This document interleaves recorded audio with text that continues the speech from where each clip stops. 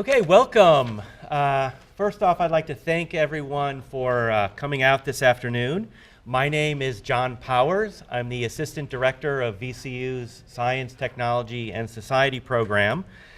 This is the last talk in our 2011-2012 STS speaker series on science, technology, and war.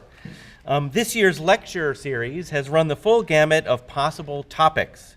In August and September's lectures on science, technology, and medicine during the American Civil War, we learned about everything from the Southern Powder Works and ironclad naval technology to dolls constructed to smuggle medicine behind enemy lines to Confederate soldiers.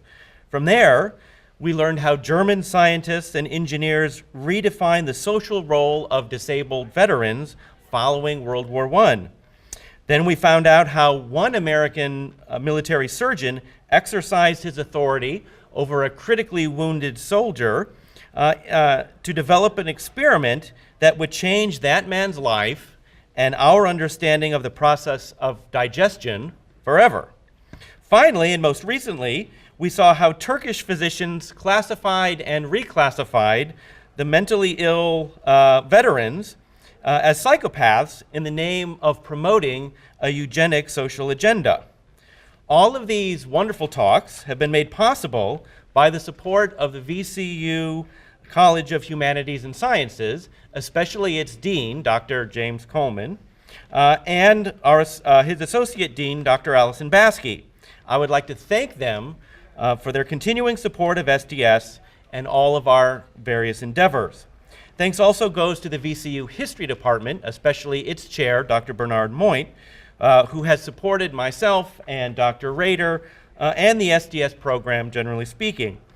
I'd also like to thank the STS assistant, Wanda Clary, who handles all of the logistics for these talks, and without whose efforts we literally couldn't put any of these events together. Finally, I'd like to thank Shirley McDaniel in the Dean's office, who helps us develop our publicity materials. If you are interested in receiving email for upcoming STS-related events and you don't already receive emails from us, please write your name and email address on the little white notepad over by the door to my right that has STS listserv written on the top of it. In addition, we have recently reconstituted our Facebook group, STS at VCU, so if you would like, you can go to our Facebook page and look for future announcements regarding STS-related events there as well.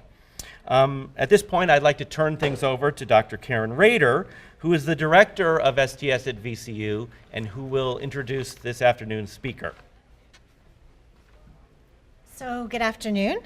We are delighted to welcome Dr. Naoko Wake, whose lecture today I think is going to add another dimension to our historical view of how science, technology, and medicine shape and are shaped by military policies. Dr. Wake joined the faculty of Lyman Briggs College in 2005, that's in Michigan State, after completing her graduate degrees at Kyoto University in Japan, where she got her master's, and Indiana University Bloomington, where she earned a PhD in the history and philosophy of science, as did I. So technically, she's my academic sister since we shared the same PhD advisor, Dr. James Capshew, although 10 years apart, and we have never met until today. So cue the dramatic music. Her current work is also on science, technology, and the military. It's a historical inquiry into Japanese American and Korean American memories of the atomic bombs dropped on Hiroshima and Nagasaki in 1945. By focusing on this particular group of survivors who are residing in the US, and by comparing their experiences to those of Japanese and Korean survivors from 1945 to the present, Wake's work will illuminate a history of the bomb that complicates the better-known story of colonial and post-colonial rivalries, and it will also, I think most interestingly, because I teach a history of women's health class, bring light to women's and patients' activism in trans-Pacific contexts. But before she started that project, she published a book last year with Rutgers University Press entitled Private Practices, Harry Stack Sullivan, The Science of Homosexuality and American Liberalism, in which, according to acclaimed social and cultural historian of psychology, Gerald Grob, She, quote, offers a balanced and penetrating study of Harry Stack Sullivan, one that integrates both his private life and his public career, unquote. In her research on Sullivan, Wake discovered that there was a gap, often dramatic, frequently subtle, between Sullivan and some of the other scientists he worked with, their public understanding of homosexuality as a disease, and their personal, private perception, which questioned such a stigmatizing view. We have asked her today to reflect on how this complicated medical and cultural history has shaped past and present politics towards homosexuality in the military. So her talk is entitled Ending Don't Ask, Don't Tell Policy, or 70 Years of He-Man Culture in the Military. Please join me in welcoming Dr. Naoko Wake.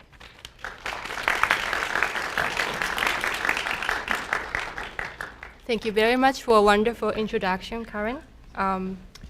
So it's a pleasure to be here. Thanks for coming for today's presentation. When I left Michigan early in this morning, it was about 37, 38 degrees out, and then I was wearing a heavy-duty coat and wearing a scarf, and here I am. I know there must have been a lot of temptations that would have put you outside of this classroom, and it's Thursday afternoon. So I'm really glad to see you, so many of you here in attendance in the audience today. So I call my presentation today, Ending Don't Ask, Don't Tell Policy, or 70 Years of He-Man Culture in the US Military. And it's a kind of lengthy title, so I will start out by explaining what I mean by this title. So I think the main part of this title is relatively easy. Ending Don't Ask, Don't Tell Policy. How many of you in this room knows that it was over last year, late in the last year?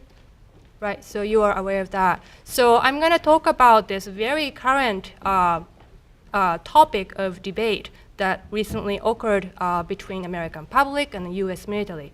So that part must be relatively clear to you.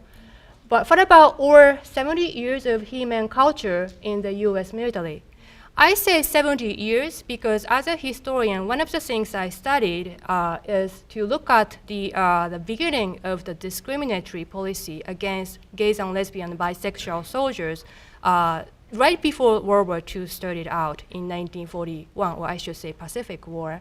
So if you start to count years, ever since 1941 first implementation of the discriminatory policy for against sexual minorities in this country, in the United States, then it's about 70 years. So that's where 70 years part is coming from. And He-Man culture in the US military, to explain what I mean by that, I'd like to introduce you to one of the 4 points of consideration I like to point out in my presentation. So number 1 is something that's related to He-Man culture in the US military. I say number 1 over here, masculine culture. There we go. Yeah, masculine culture in the US military. Because I think that there are certain kind of US military culture that narrowly defines what desirable masculinity is. And this is what I see as a background of both of 2 implemented policies against sexual minorities, first in 1941, and secondly, the Don't Ask, Don't Tell policy that was originally implemented in 1993, but was terminated in 2011. So that's what I mean by masculine culture in the US military. Number 2, the second point I like to elaborate on in my talk today is the shifting dynamism of protection and discrimination. And what I mean by this is something like this. When the discriminatory policy against sexual minorities was first implemented in 1941, many psychiatrists, smart people, medical professionals who created the selection criteria to kind of screen out sexual minorities from the US Armed Forces intended to protect certain groups of soldiers so that they won't be damaged, physically and mentally speaking. But then my argument is that this logic or intention to protect certain groups of soldiers from the damages that might occur in the combat situations or just being in the US military quickly turned into the policy of discrimination. So to put it simply, something that started out with good intentions quickly turned itself into something that is actually damaging to the population, the very population that those smart people try to protect. So that's point number 2 of my talk. And number 3, the role of medicine in this dynamism. In connection with number 2, I think that's important for us to consider what kind of role that medicine or medical knowledge or theories or practices, everything related to medicine, played. So I said there's a shifting dynamism between protection and discrimination. What did a medical professional do, or what role did medical knowledge play in this shift from protection to dynamism? So medicine is going to be one of my chief focus of my talk. Number 4, lastly, I like to talk about relevancy to the current revision of the Diagnostic and Statistical Manual, which I refer to from now on DSM. DSM is like a Bible for psychiatrists. That's the book that psychiatrists look at when they try to come up with diagnostic names for mentally sick individuals. It was first introduced in American medical practices in 1950s, and it's still being used in the 21st century today. And I like to say how all of those 1, 2, 3 arguments kind of help us to better understand what's at stake as we try to revise this DSM.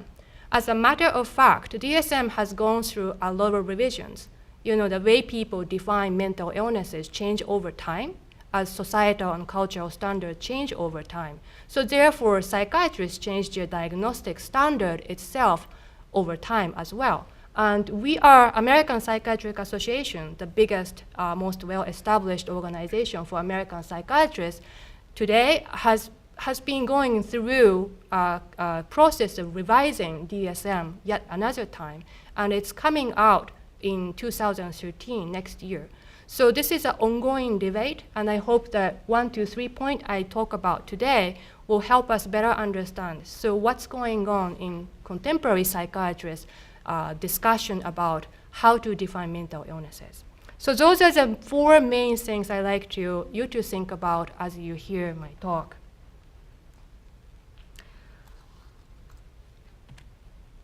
So I think most of us in this room are familiar with what Don't Ask, Don't Tell policy was all about.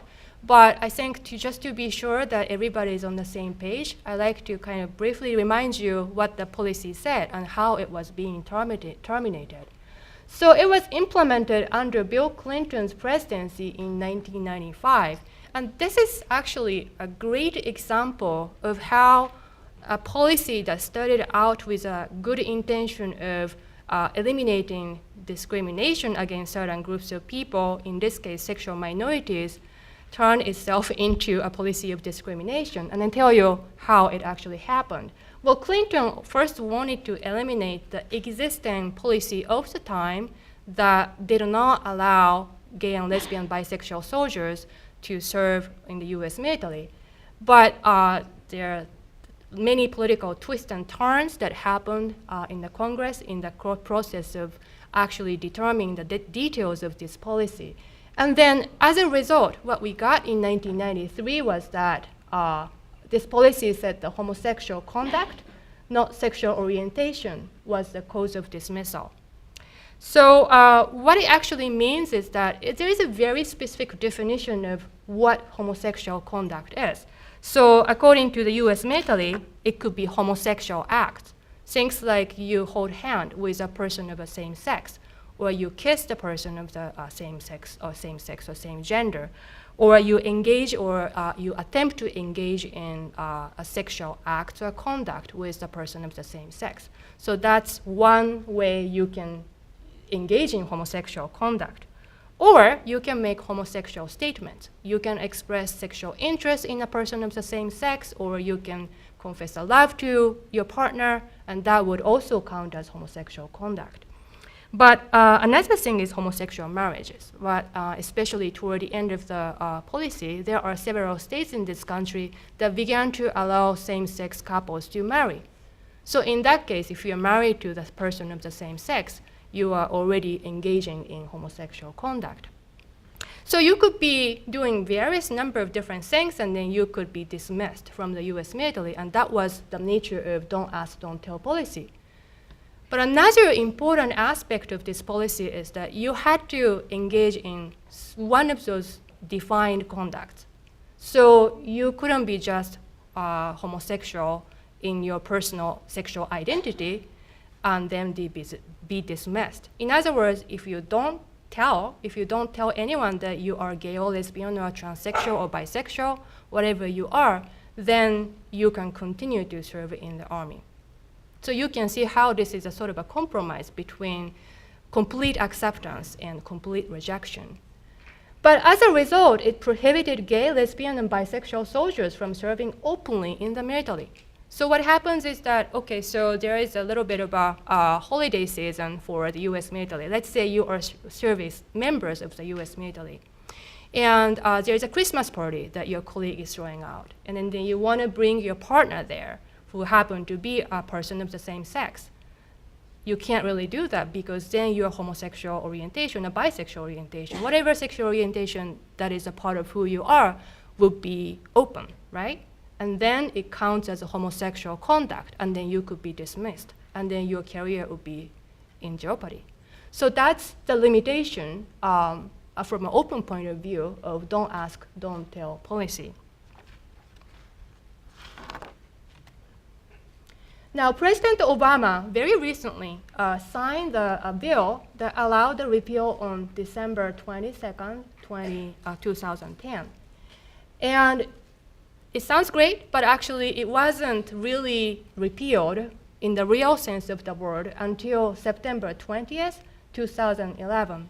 And it had a sort of a grace period of 60 days before it was actually being implemented.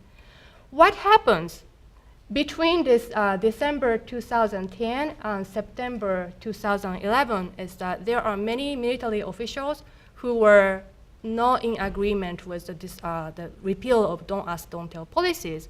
And they claimed that they need a little bit of a time so that we can better educate our servicemen so that those policies and regulations would be consistent with military standards for readiness, effectiveness, unit cohesion, and recruiting and retention. Those are all the official words that military officials published in the process of talking about whether or not they should be repealing this policy, and if they were to repeal it, then what needs to happen after that. So that's the part of the reason, actually the big part of the reason why there was almost a year of a gap between repeal of the policy and actual implementation of it. And in this process of talking and thinking about the meaning of this discriminatory policy against sexual minorities in the US Army, there are many different views being expressed, including something that's highly critical or skeptical of the value of repealing don't ask, don't tell policies. And I'm going to show you one great example, which was a statement made by the General James Amos, who's a Marine Corps' commandant. He made this statement in November 2010. Now, here's what he said. Let me just read it out loud for you. There is nothing more intimate than our young men lying out, sleeping alongside of one another, and sharing death, fear, and loss of brothers. I don't know what the effect of that, the repeal of don't ask, don't tell policy, will be on cohesion. I mean, that's what we are looking at. It's unit cohesion, it's combat effectiveness, end of quote. So obviously he is not really agreeing with the repeal of don't ask, don't tell.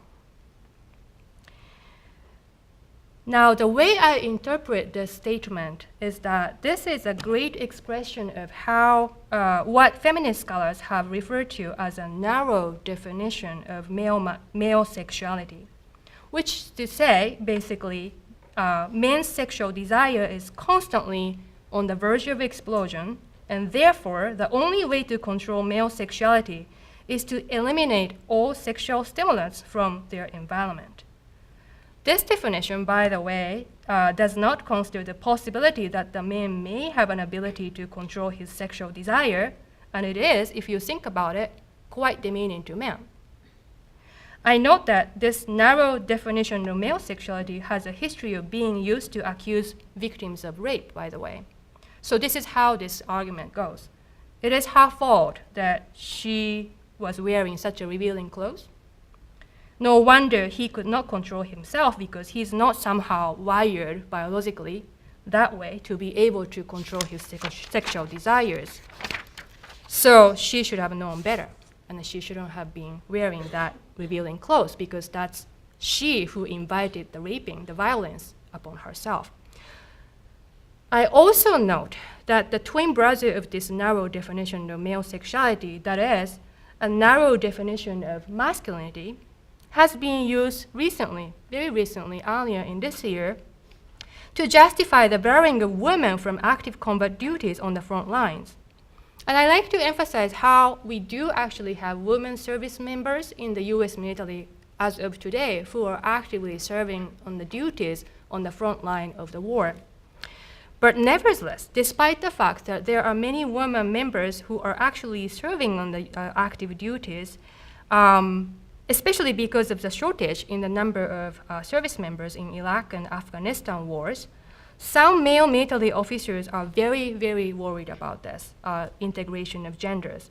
And they have expressed a skepticism about the integration of gender by citing what they call psychological barriers between men and women.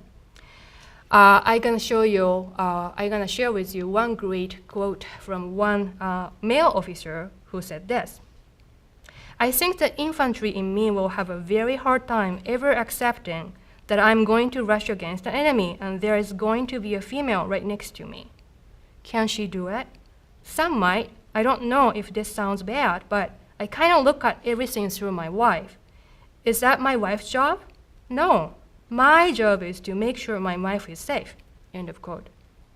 And I like to say, not only this expresses a vast generalization about women, but it is also a very limiting and limited view of masculinity. And that's the reason why I say this is an expression of narrow definition of masculinity. Now, going back to the General Amos's statement, his concern was about straight soldiers, not really about gay soldiers. He's not worried about gay soldiers being physically or mentally assaulted or gang raped if their sexual orientation becomes known. His reference to intimacy among our young men, if you can remember a few slides back, he was talking about our young men lying out in the field. They're very intimate, they share death and fear and everything. When he is talking about our young men, presumably he is talking about existing, currently serving members of the US military, which by definition should be either straight soldiers or gay soldiers who are not open, right? So he is really concerned mostly about supposedly straight soldiers in the majority of the case. And he's worried that those straight soldiers may be lured into homosexual relationship in the close-knit, all-male environment. Such a concern about straight soldiers is strange on many different levels, but most notably, it is strange because it ignores the fact that US military has a long history of integrations of gay and straight soldiers in practice. US servicemen have known for a long time, as a matter of fact, that some of their brothers are actually gays.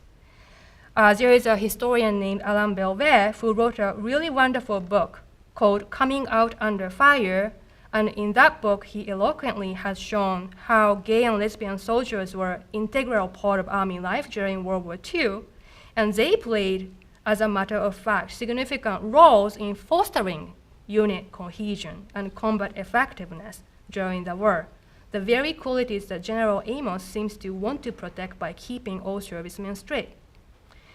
Also, Amos's statement ignores the fact that the vast majority of current service members, as much as 92% of them, said that they believed the unit's ability to work together between gays and straight soldiers was very good, or neither good nor poor, when they were asked by the Pentagon's Comprehensive Review Working Group in 2011. So his statement, his expression of worry about the repeal of Don't Ask, Don't Tell policy is not really based on what actual servicemen feel about the integration of gay and lesbian and bisexual soldiers to a straight majorities.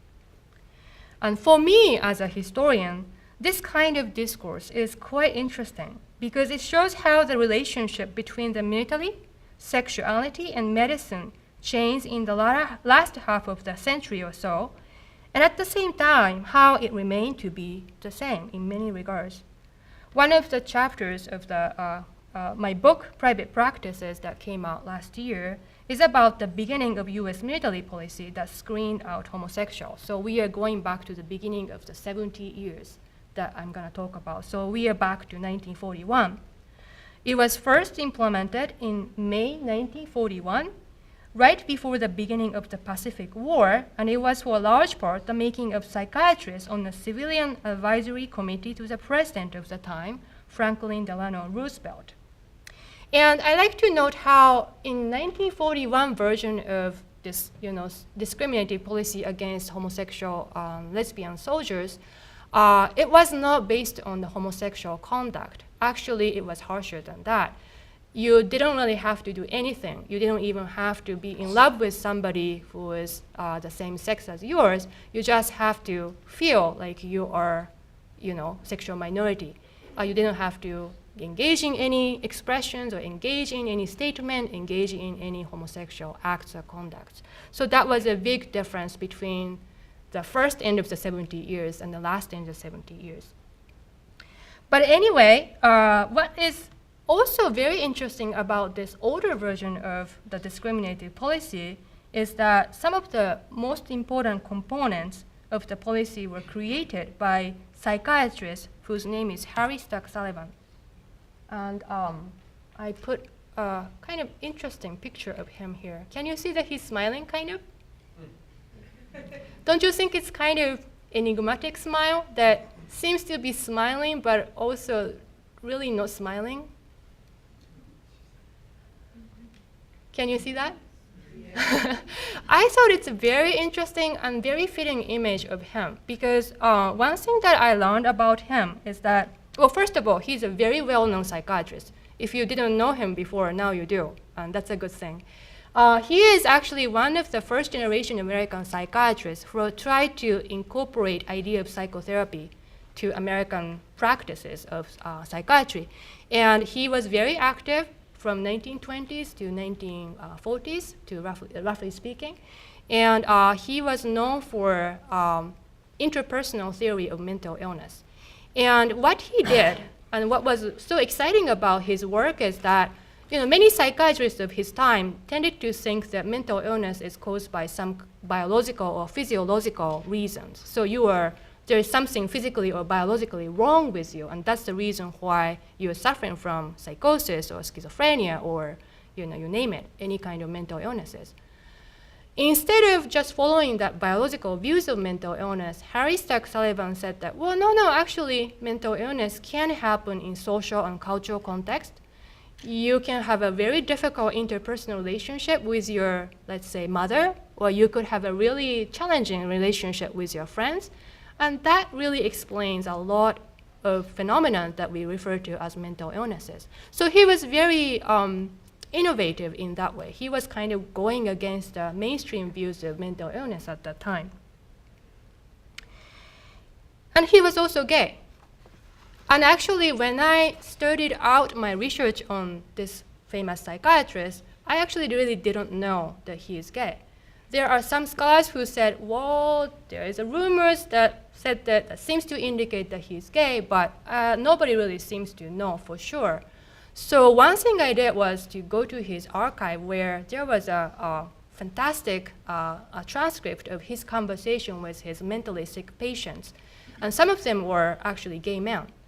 And the matter of fact about psychiatric practice of the 1920s and 30s is that many psychiatrists believed that homosexuality is a form of mental illness. So that's the reason why many of his gay patients are in the mental hospitals to begin with. They were considered to be gay, and then they came to the mental hospital because that's what psychiatrists said at that time. So you can picture how this gay psychiatrist, who is actually going through a lot of personal and professional struggles, for a large part because of his sexual orientations, meeting and seeing and supposedly treating those gay men who showed up in his clinic as a patient suffering supposedly from some kind of mental illness. So there is a fantastic, really interesting conversation that took place between this psychiatrist and his patient. I'm also was very surprised by how he was the psychiatrist who implemented the first discriminative policy against gay and lesbian bisexual soldiers in the US history. He's a gay man. I know he's very passionate about protecting his gay patients from possible abuses. He's all for better acceptance of sexual minorities in medicine as well as in larger society. But then he is serving for advisory committee for the president of the United States, saying that, oh, you know, we have to figure out a way to screen out homosexual soldiers. So of course it's mind-boggling, right? So I want to say, so what is going on? So I went to the various archives to find out why this was the case.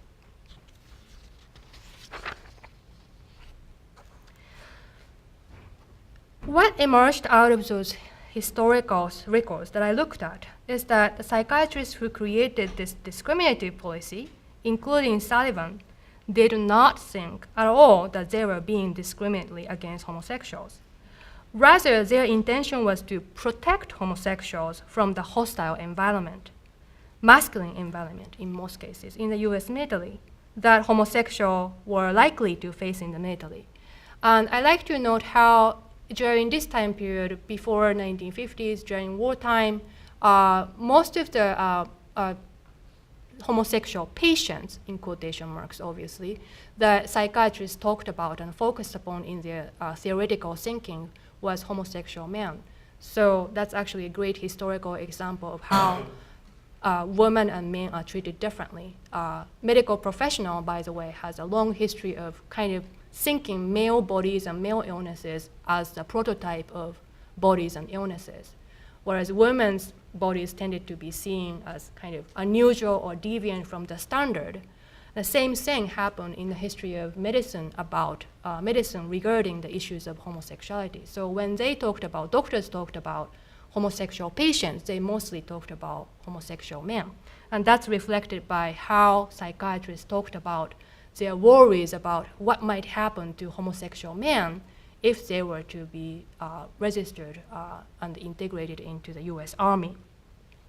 But anyway, this makes sense because in the 1920s and 30s, before the war, many of these psychiatrists had seen cases of mental illness among homosexuals that seems to be caused by homophobia. Contrary to what some historians have argued, psychiatry of the pre-war period was not at all about pathologizing and stigmatizing homosexuality. I think probably many of you have heard how there was a severe stigmatization against sexual minorities before 1970s, before psychiatrists removed homosexuality from their diagnostic standard. Before then, it was considered to be a form of mental illness. After 1970s, it was removed from the diagnostic standard. And it kind of creates an image of how things must have been terrible before 1970s. But I am actually going against it by saying that, but if you look at 1920s and 30s, there are many psychiatrists who are very sympathetic to sexual minorities. So it could be quite misguiding if you say, oh, before 1970s, it was really all about pathologizing homosexuality before the era of gay rights movement. Indeed, there are a fair number of psychiatrists before the war who considered social stigmatization of homosexuality rather than homosexual orientation itself was the cause of mental disorder. So people are discriminated against you, and that's the reason why you suffer mentally and physically and turn into a mentally sick patient rather than the sexual orientation itself. This sympathetic and accepting view was well reflected on many of the discussions that psychiatrists had in the process of making a screening system in 1941. I'm going to show you one example. Douglas Thom is from Tufts University in Boston, and he is one of the psychiatrists who was part of the Civilian Advisory Committee who advised on the President Roosevelt to come up with a good way to eliminate homosexual soldiers from the US Army. And here's what he says. Homosexual men will, quote unquote, find the Army a completely masculine environment, and their homosexual drives, for which they were able to find satisfactory sublimations in civil life, are often activated but denied outlet in Army life, which result in conflict, alcoholism, and paranoid reactions. It's from the 1941, when psychiatrists are talking about how to come up with appropriate screening system. And you can see how in this statement by Douglas Thom, it's not homosexual men themselves, but masculine environment that seems to be the problem, right? So that's the reason why I say this is a great example showing how psychiatrists were not into discriminating sexual minorities, they were into protecting sexual minorities. Another great example, Dexter Mean-Ballard, who was also on the Civilian Advisory Committee. He was a clinical director of the Chestnut Lodge Hospital, which was one of the leading psychoanalytically oriented mental hospitals in the 1930s and 40s. And here's another example how sympathetic view was very influential. I'm concerned about the modestly unobtrusive, quiet, and gentle-mannered chaps of rather youthful appearance with sensitive features and an air of refinement, sometimes with slightly effeminate mannerism or gestures. How is it like the idea of a common shower, of having no privacy? So again, he is worried about lack of privacy, kind of rough and masculine environment that might do damage to this sensitive-looking homosexual man. I'm gonna just give you another example. This is an example I rather like, which is made by another psychiatrist whose name is Leo Bertmeyer. He suggested that a homosexual man was often a valuable citizen who had grown up as a model child. He might have never gone out with girls and thus might be still single at the age of, say, 34. But this was, quote unquote, because he was more interested in study rather than girls. And he might spend, he goes on to say, the psychiatrist went on to say, he spared time reading Spinoza and fantasizing about the solution of world problems. I like to meet with this young person if I had a chance, right? It's very smart and studious young person that this psychiatrist is talking about. So the point that Bertmeyer is trying to make was that even though this 34 years old would probably acquire a psychosis if compelled to live closely with other men in the army, it seemed reasonable to suppose that left where he was, he might continue to function quite adequately on his job. So these psychiatrists characterize homosexual men as well-adjusted in civilian life, modest, gentle-mannered, refined, studious, intelligent, and imaginative. They were far from seeing homosexuality as a clinical entity. Out of these psychiatrists' recognition of these good qualities, and out of these psychiatrists' concern that these good qualities might make it difficult for gay soldiers to adjust to the highly masculine military life, there emerged the first policy of screening out homosexuals in the United States so as to protect them. This was Hal Sullivan, a homosexual male psychiatrist who was a strong defender of homosexual men, decided to create what turned out to be a discriminative policy. But once the policy of protection was implemented by medical and military authorities, it quickly turned into the policy of discrimination. There is no question about that. Soldiers were rejected because of their sexual orientation, being deemed not only psychologically ill, but also unfit for national defense. This was a turning point from the image of homosexuals as sick individuals to not just sick, but sick and a menace to national defense.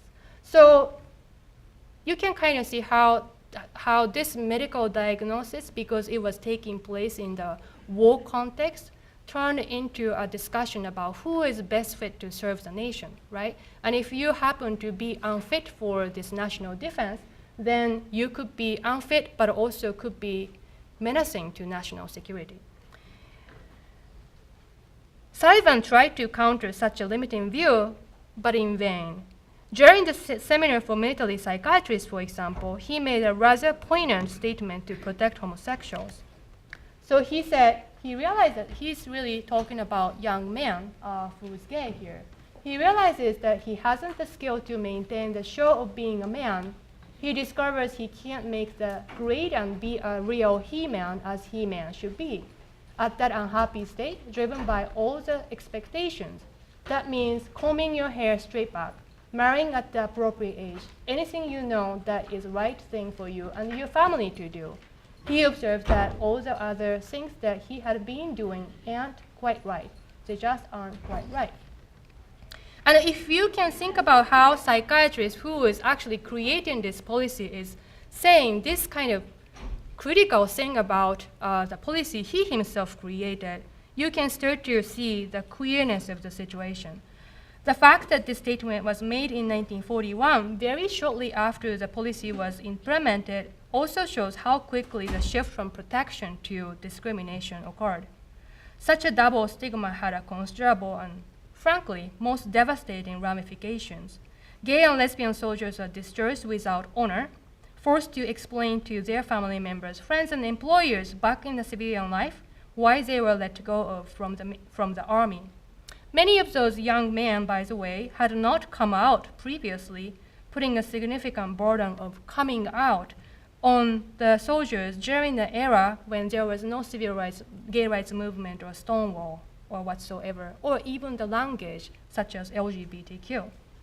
Some were unfortunate enough to be incarcerated in the army prison, or in some cases in mental hospitals, causing them a considerable embarrassment and isolation and shame. This trend did not stop when the war was over either. In 1952, the American Psychiatric Association for the first time included homosexuality in their diagnostic standard, DSM, as one of, this is a term that psychiatrists used, sociopathic personality disturbances. Also, under President Eisenhower's period in 1953, the firing of homosexual public employees began with the infamous Executive Order 10450. So that means that if you are found to be homosexual and if you are an employee of the US government, that works as a great reason why you should be fired. Clearly, the view of homosexuality as an illness and the view of homosexuality as a national menace went hand in hand after the war, and its ramification went beyond the army into people's daily lives and their everyday circumstances. Now, going back to General Amos's comment that we started out our thinking with, it seems as if the policy of discrimination is again turned into a policy of protection, this time not of gays, lesbians, or bisexuals, but of straight soldiers. The military leaders who were opposed to the undoing of DADT policy were careful not to highlight any damaging qualities that sexual minorities might bring to the army. Instead, people like Amos emphasized the need to protect the integrity of presumably all straight army units, especially at the time of the war. We can speculate a lot about the reasons why this shift from the language of discrimination to the language of protection occurred. One thing that comes to my mind is that there was an increasing visibility of sexual minorities in American life in general since World War II. In this post-gay rights movement era that we live in today, homosexuality has become a public issue, no longer what anyone can pretend that it does not exist. So what happens is that because sexual minorities are more open about sexualities again, sexualities in the public life, nobody can say that, oh, they don't exist. At least we have to say, yeah, they do exist. So what to do with that is really upon straight people, right? So that's the reason why people like Amos is worried about how to protect straight soldiers from homosexual temptations. And I see that General Amos is rushing into the logic of protection for straight soldiers. And I like to say, here's a kind of big message I'd like to emphasize. Be careful, we had been there before. When the idea of protection was endorsed by the medical profession and the military authority, like it was in 1941, the result was devastating and disturbing. Saivan, as we talked about, was a gay man who wanted to protect gay men. What happened as a result, however, was the massive discrimination. Fortunately, no medical professionals are finding an ally in General Amos' contemporary issues, so we may be far away from pathologizing straight soldiers who finds it difficult to remain coherent if they were to serve with gay soldiers. But I'm not sitting back and relaxing. As the APA, American Psychiatric Association, works to revise the DSM, which is due next year, as a controversy arises in process, especially with regard to sexual disorders such as hypersexuality and gender identity disorder, I do not feel that I can take things too easily. Take an example of hypersexuality. Psychiatrists are actually considering hypersexuality as one of the forms of mental illness back in the diagnostic standard. And here's what they say in the contemporary discussion. Recurrent and intense sexual fantasies, sexual urges, and sexual behavior may constitute a clinical entity when, among other things, they involve a disregard of the risk for physical or emotional harm to self or others. And comparing this kind of fuzzy language to, it's not a critique of American Psychiatric Association, but that's just the nature of medical language about mental illnesses. That could be expanded and broadly applied.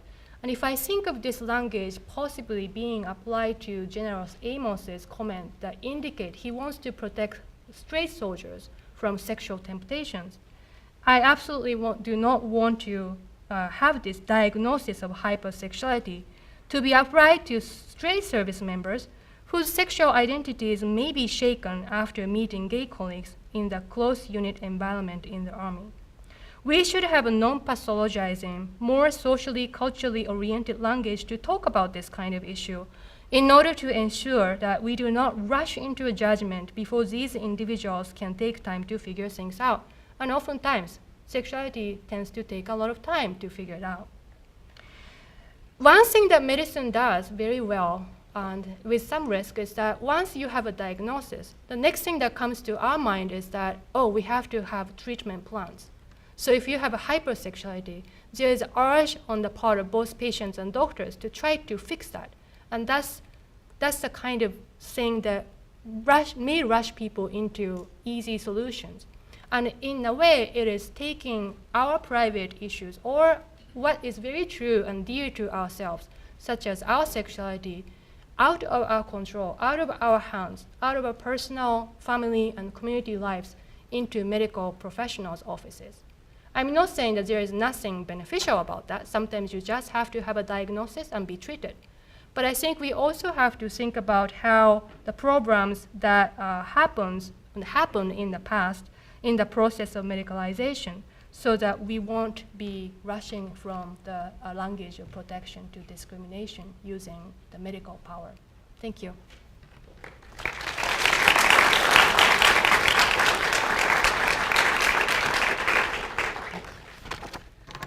So if anyone needs to leave, I know it's the end of class for my students, that's fine.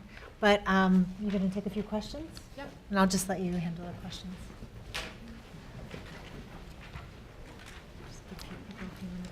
Any factual questions or anything that's related to talk or something that you wondered?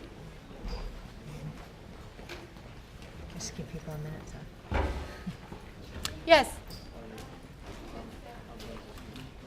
I don't think I can really hear you, so probably there's a microphone. No, probably. actually, Oh, we don't have okay. one. Just wait for everyone to leave and we can Okay. quiet down. Could you please wait just a sec? Yeah.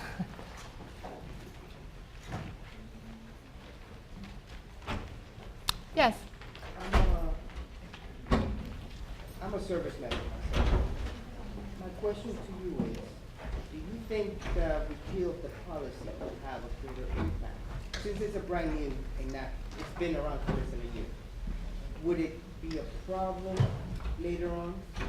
Or would it open more of a can of worms in the military, within the military organizations into sexual harassment?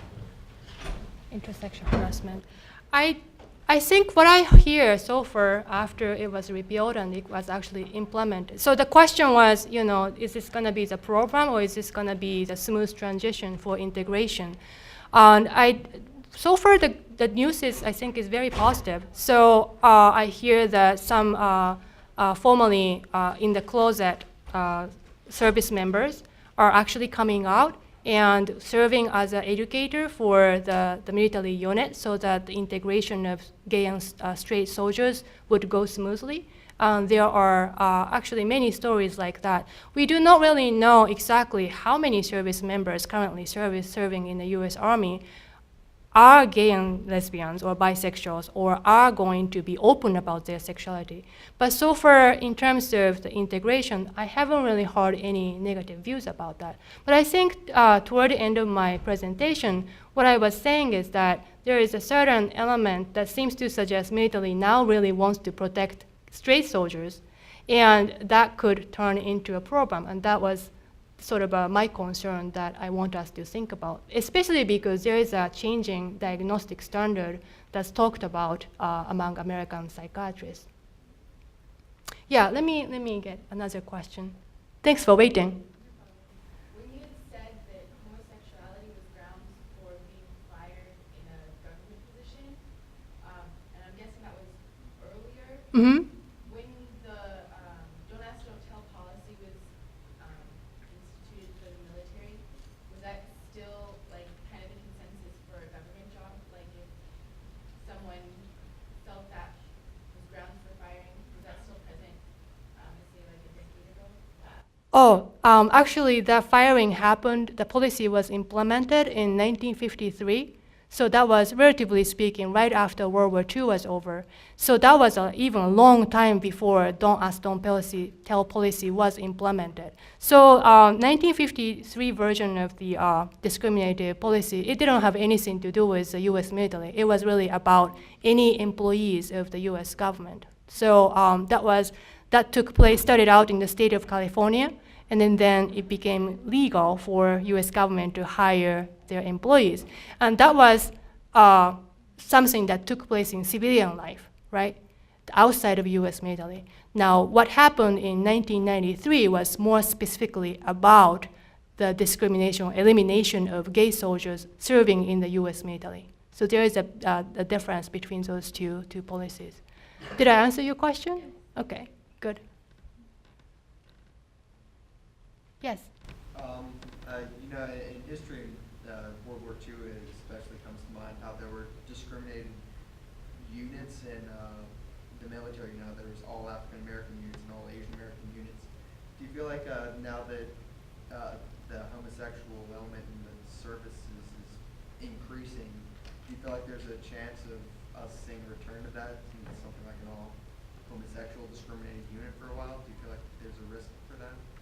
I don't think that's what's happening. I think when the Congress and the White House, as well as U.S. military officers, decided that this is actually it's a good thing to repeal this policy, the possibility for separate, not integrated units kind of went out of the window. I don't think it was seriously ever talked about. One thing that I didn't have a chance to talk about that shows how there are actually many US military officers who are in great support of integration of gay and straight soldiers. And one of the things some of you probably remember this, and I was so impressed by this statement made by the Joint Chief of Staff, whose name is Admiral Michael Mullen. And he said in 2010, this is quote, "It is my personal belief that allowing gays and lesbians to serve openly would be the right thing to do. No matter how I look at this issue, I cannot escape being troubled by the fact that we have in place a policy, meaning Don't Ask, Don't Tell policy, that forces men and women to lie about who they are in order to defend their fellow citizens." So we have this kind of accepting views coming out of the Joint Chief of Staff, right? So given that, I don't think there will be even a discussion about separating those units. But that's a good question because we always have to think about, so what would be the dangers of thinking about integration. So I appreciate that. Any other questions? Yes.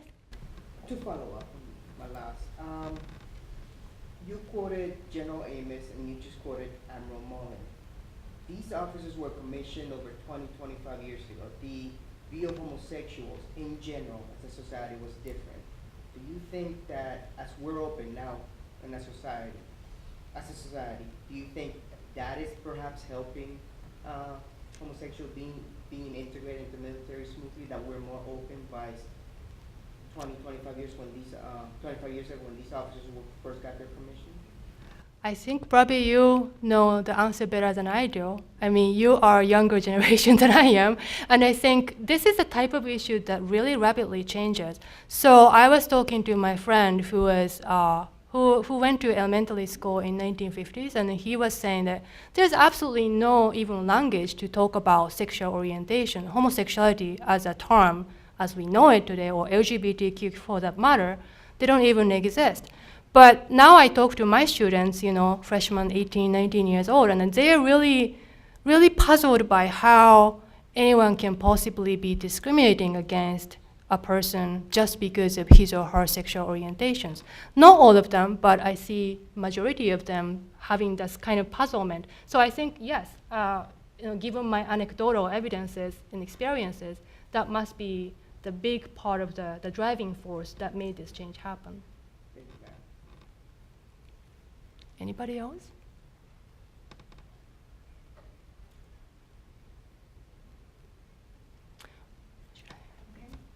Thank you all very much for coming. Well, thank you very much, and great Thank you. questions. Thank you.